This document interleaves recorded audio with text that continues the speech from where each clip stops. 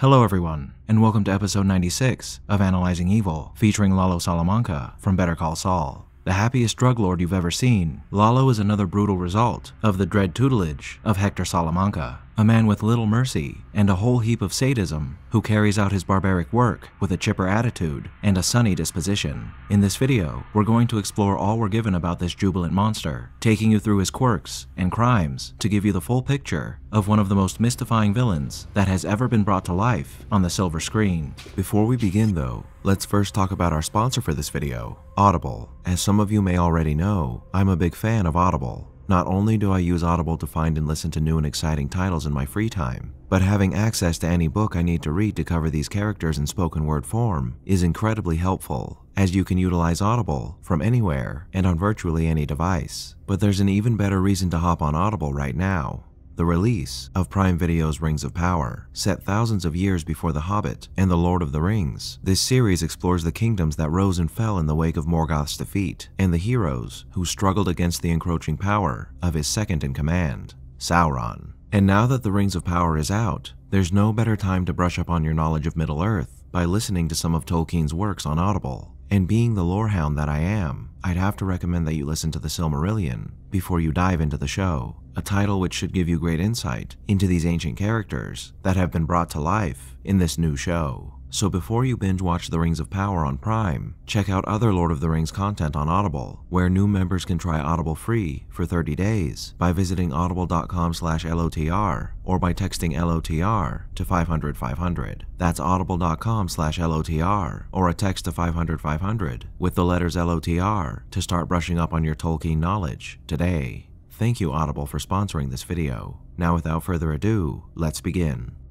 We don't know too much about Lalo's backstory, other than the fact that he is a Salamanca, and he likely received similar treatment from his uncle as his cousins did when he was younger, especially when you consider at one point that he states to Hector that family is everything, which is the line Hector gave to the cousins after he taught them a lesson when they were younger by halfway drowning one of them. So with that in mind, it is more than safe to assume that Lalo grew up in an environment where violence was both encouraged and no more unusual than the sun rising every morning. However, there is a pretty big distinction to be made between the other Salamanca cousins and Lalo, that being that Lalo is often referred to by people in the know as Don Eduardo, an honorific that neither Tuco, nor Marco, nor Lionel receive, which indicates that Lalo might be the second in command in the Salamanca organization. And because of his warm relationship with Don Eladio and the size of his home, it would make sense that Lalo is fairly high up on the totem pole. Now, the family is everything statement that seems to be the motto of the Salamanca family has had a deep effect on Lalo, as not only is he affectionate and caring with his uncle, whom we see him doting on numerous occasions, but at his compound in Mexico, we see that Lalo has what you might call a happy family, which consists of two good-natured bodyguards, a loving housekeeper, and a cheery gardener, all who seem to adore, if not love Lalo, feelings that Lalo returns in kind, though that isn't to say that it's all sunshine and roses at the Lalo compound, as he does briefly mistreat Ciro when he doesn't hurry to remove his luggage from his car after he returns home. And later on, he uses him as a human shield when he's about to be assassinated by several hitmen. Though later on, when he's speaking with Saul and Kim after he's returned to Albuquerque, he does lament the deaths of the former members of his household, which indicates that while Lalo would put anyone in his path to save his own skin, he might not exactly enjoy doing so when those people are close to him. It should be noted as well that Lalo isn't entirely without a heart when it comes to civilians either. As though he does murder a few innocents, which we'll touch on later, we can see that he isn't totally merciless when he treats the immigrants who are waiting to be taken across the border by the two smugglers he shot politely, and even goes so far as to make sure that they get their money back for their trouble. Now in a way, I'm sure Lalo even views the cartel as being a part of his family, as although you could write off his display of affection towards Don Eladio when he meets with him at his compound as merely friendly, or perhaps sycophantic, I imagine Lalo, who spent his entire life in the shadow of Don Eladio, views this man as a sort of father figure, one whom he's eager to please, not just to reassert his family's position in the cartel, but to reaffirm his love for this man and receive a bounty of it in return.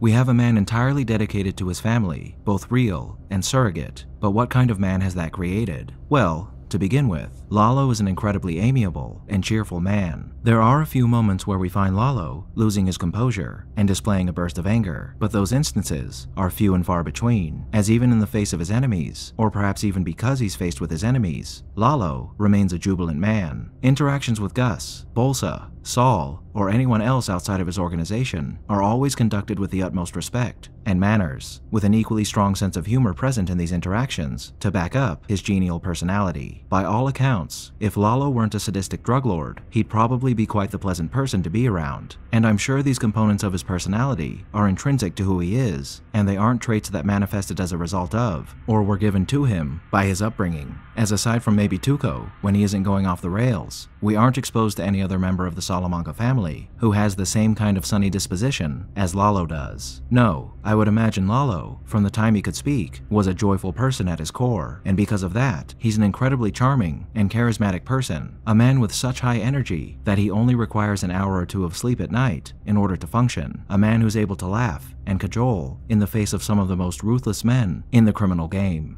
For being a ruthless psychopath, he's remarkably adept at behaving in a normal fashion, as we see Lalo at several different points in this series, interacting with civilians as a civilian, and being quite the convincing one as well, like when he's trying to get information from Fred at the travel agency, or better yet, when he's attempting to woo Marguerite in order to gain information about her husband and her home. Here Lalo doesn't falter in the slightest, presenting himself as an average man with not a sinister bone in his body, a task that the other members of the Salamanca family would have trouble accomplishing. His carefree attitude is given to us quite well by his mannerisms and speech patterns, but unfortunately, the mirth that can be found in his character is superseded by the horrific family environment that he was raised in, which has of course made it so that he is indeed a sadistic drug lord. Sadism is central to Lalo's character, as mixed with his joyful personality, his delightful displays, and expressions of cruelty make him perhaps the most dangerous and terrifying character that we've ever seen in either of these series. It's one thing to be hunted down by two silent hitmen, or to be ripped apart by a maniac, but it's another thing entirely to suffer at the hands of a man whose smile is as genuine as the pain he's inflicting upon you, the friendly madman waiting to tear your teeth out with a pair of pliers as he showers you with compliments and chats about the weather, and his delightful attitude towards inflicting pain upon others is exemplified perfectly by the trip down memory lane he takes with his uncle when he first visits him at his nursing home. Here we see Lalo reminding his uncle of the wonderful time they had some years past, shaking down the proprietor of a hotel that had insulted Hector. Lalo regales his uncle with his remembrance of the smell of burning leather and horsehair that he associates with that memory, a smell that resulted from their incineration of this man's livelihood and home, after they tortured him with his wife listening on the other side of the wall, of course. A moment that Lalo valued so much that he desired to take a souvenir to remember the occasion, one that he walked through a smoldering building to obtain. And while we aren't treated to such overt acts of sadism from Lalo during the course of the show, this story is more than enough evidence we need to color Lalo as quite the sadist. Now, this jolly sadism is bad enough, but when you factor in Lalo's high level of intelligence, you have a man who is possibly the most dangerous character in the entire Breaking Bad universe. Sure, Walt and Gus are extraordinarily intelligent and brutal. Tuco is an insane powder keg, waiting to explode on anyone who so much as blinks at him wrong. The twins are deadly in their silence, and Hector is horrifying in his barbarism. But what makes Lalo stand out above these already terrible men is how consistent and versatile he is. All of the characters I just mentioned are either incredibly one-dimensional, or they present us with manufactured personas that, while being effective in fooling others into believing they're decent people, only mask who they truly are, masks that are susceptible to cracking. But Lalo, he's always Lalo, and this is shown to us by the way he conducts himself when he's alone, as Lalo is still very much the happy wanderer that he is in front of other people. Again, he has his moments where he gets angry, but being angry is a part of the human experience, and we can hardly claim that his anger is an integral part of his personality that he's actively attempting to suppress. And aside from his struggle during the hit attempt, when he discovers the wiretap, when he's talking to his uncle, and the few instances of anger I mentioned earlier, he never shows himself to be anyone but the man we first see cheerfully serving tacos to Nacho when he's introduced to us. And that, along with his high level of intelligence and general lack of mercy, is what makes him so terrifying. Now, although Lalo might be the happy outlier in a family of sadistic brutes, he does share one other thing with his cousin Tuco that, until we see Lalo utilizing this talent, we assumed was a quirk native to Tuco, the Salamanca lie detector. Though Lalo's disposition is always sunny, that doesn't mean he's a fool, far from it in fact, as in nearly every conversation we see Lalo having with someone who isn't one of his close associates or superiors, his eyes are always locked on the other person's, boring into their soul to divine whether or not they're telling the truth, and to probe them for weaknesses. You never know what Lalo is thinking, or when a little detail given to him may end up being your undoing, like when he mentions to Saul after he bails him out that Kim came to visit him. a moment that likely instilled quite a good amount of terror in Saul, considering that Lalo just got done explaining to him that their business together was far from over, business that Lalo could force Saul to conduct with the threat of harming his wife hanging over his head. Now, Lalo's talents in the lie detector department and his acute attention to detail are used to great effect when he's having conversations with Gus, and when he's acting as a veritable detective when he's pursuing Gus's hidden agenda. And his talents in this area, along with his suspicion that Gus was the one who caused Hector's stroke due to the grudge he assumes he holds against him, spawns every crime that we see Lalo commit in this series, which we'll move on to cover now. Now, we do see Lalo murdering several people who are in the criminal game, those being the 5 hitmen who were sent to kill him, the 4 men who were guarding Gus when Lalo was in pursuit of him, and the 2 smugglers who were transporting immigrants across the border. And though they're still murders, they are committed against men who are in the criminal game, and can therefore be counted amongst his lesser-known offenses. What's of note here, though, as far as the murders of the hitmen and the bodyguards are concerned, is how skilled Lalo is in combat, as to not only escape 5 men who were hunting you down, but also eliminate them in return, is far beyond what most people would be capable of accomplishing in such a scenario. And it's worth noting that his ability to quickly incapacitate 4 men who were specifically looking out for him is a further testament to his skill. But aside from these murders, there are 5 innocents that Lalo kills during this series, and the first of those is about as callous and cruel as they come. His murder of Fred, the man working the register at the travel agency Werner visited just prior to his attempted vacation. During his investigation of Mike, he tracks him to this location where he, like Mike, wants to view the security camera footage so he might track him further. Initially, he makes a very convincing case that he's also searching for their mutual family friend. However, Fred is rightfully suspect of a second man coming to his store that's claiming to be searching for a friend, and so he declines his request to view the security camera footage. So, Lalo makes his way through the ceiling and forces his way to the footage. Now, Lalo could have simply knocked Fred out, tied him up, or incapacitate him in any other way you can think of. But being the sadist he is, he couldn't help but kill Fred here. And though I'm sure he also killed him because he saw Lalo and could potentially identify him, when you consider that killing him was a huge risk that did get him in an even greater amount of trouble once he was fingered as the man who murdered Fred by an anonymous tip from Mike, it's hard to say that this wasn't partially done to satisfy his own bloodlust, especially when you consider that he bludgeoned Fred to death, which is quite the brutal way to murder someone. A quick aside, this isn't a crime that Lalo committed, but it should be noted that when he was being pulled over by a police officer after Mike tipped them off, Lalo was getting ready to shoot this officer to get himself out of the situation. However, thankfully, more officers showed up, preventing him from doing so. Again, not a crime, but it does show how far Lalo is willing to go to get what he wants, if that wasn't clear enough already, with his willingness to murder a civilian in cold blood. Now, the next set of murders committed against innocents is perhaps more heartbreaking and cruel than the murder of Fred, if they aren't more callous: the murder of Mateo and Sylvia. This couple, who are under the protection of Lalo, are murdered with a pair of scissors so Lalo might be able to continue his pursuit of Gus after he's just escaped the hitmen sent to assassinate him, and he does so by having Mateo shave to mirror his likeness, after which he burns his body to make it look as if he was the one who died in this scenario. What makes this even more terrifying is the fact that he had planned for these 2 to be his stool pigeons quite some time before this event, as the reason that Lalo had this man's teeth fixed, which his wife mentions prior to his death,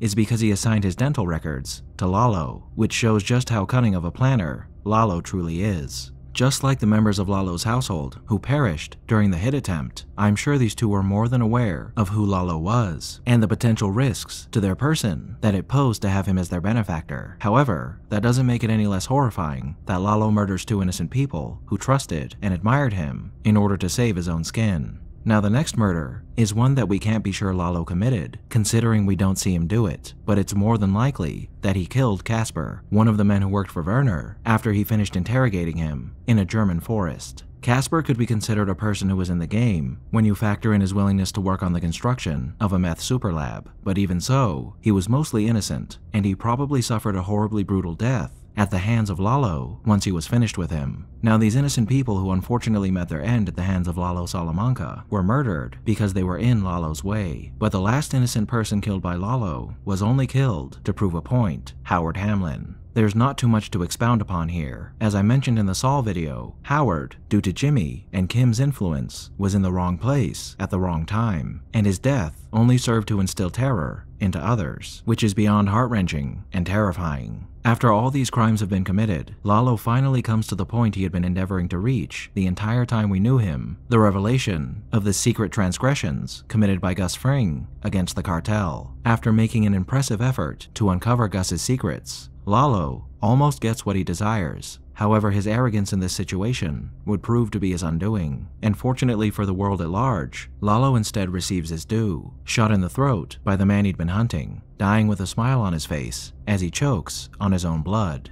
However, it should be noted that Lalo did, in a certain way, eventually accomplish what he set out to do, as though Hector, with the assistance of Walt, may have been Gus's executioner. It was the bell that he'd given his uncle many years prior that proved to be the trigger that would end the life of Gus Fring. But a long overdue goal satisfied aside, now we must ask ourselves, who was Lalo Salamanca? He was a man deeply ingrained in the most brutal wing of a drug cartel, one who took their orders and played their game better than perhaps anyone else in his organization, save for maybe the man he was trying to bring down. Lalo may have failed in his mission, but to count yourself as a man who nearly outsmarted his dour counterpart, the exponentially intelligent Gus Fring, is quite the high accolade to receive. Wily, crafty, and sadistic with a smile, Lalo was a man who could warm our hearts while he instilled terror within us. A man who loved his family, both real and surrogate, so much that he would labor to advance their interests, no matter the cost to himself or those closest to him. A misplaced love that would ultimately be his undoing. Lalo Salamanca was a delightful monster, a man born and bred to be a paragon of criminal brutality, a man who might have been an upstanding citizen and generous family man in another life. But although Lalo may have entertained us with his upbeat personality, one cannot ignore the beast that he was at his core, a man whose shining veneer hid a darkness that was instilled within him by a demon made flesh, one that ensured his trajectory in life was fueled by evil.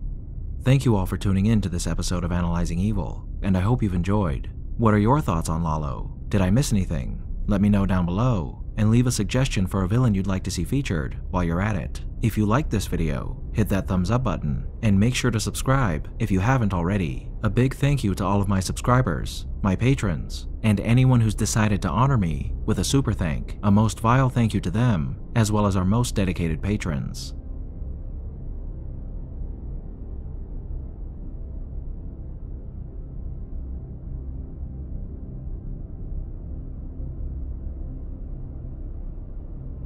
Join the channel's Discord server and Reddit to interact with myself and the community, and follow me on the social media platforms listed below to keep up with the channel. As always, thanks for watching, and I'll be seeing you soon.